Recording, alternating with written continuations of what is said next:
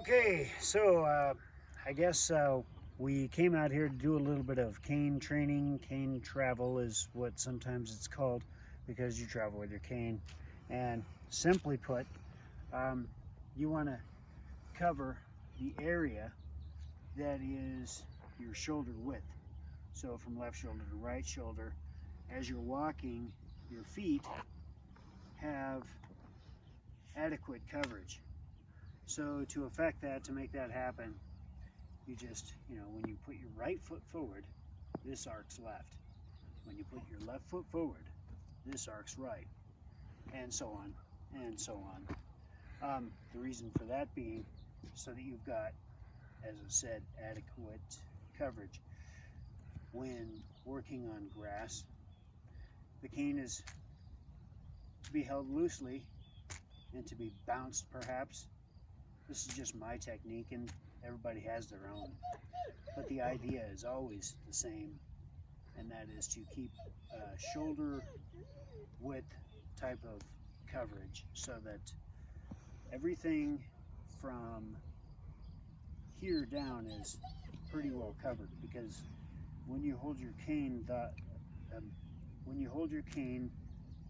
with your whichever hand you are, right-handed or left-handed, as long as that shaft of the cane is in line with your solar plexus.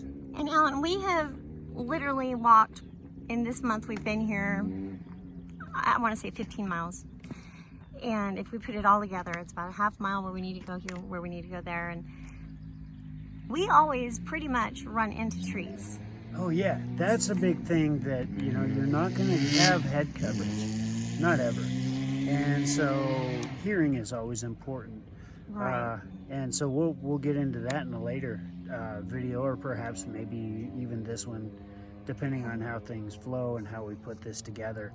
But the cane travel is very important, and that's just a simple, when you're off, in terrain like grass. Right. The cane is not as useful as... And the first time I saw you do that, it really looked kind of wild and unruly. And I remember when you left, I went out on the roads by our property, and I swung that around, and I said, I can definitely see the benefit in this, knowing that what's in front of you, the right, the left, and on top. But like I said, there's really no way to always avoid what's going to hit your head.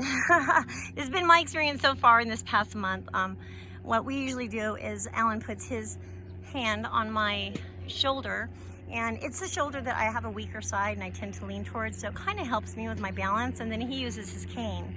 And when I'm not with him and I have longer distances to go, I do use my cane. If I face the sun, at that moment I'm blind. I need to close my eyes. I'm very photophobic. And today I'm going to put on my blind, and I'm going to do cane training 101 in the park. All right, let's do this, Alan. Yay!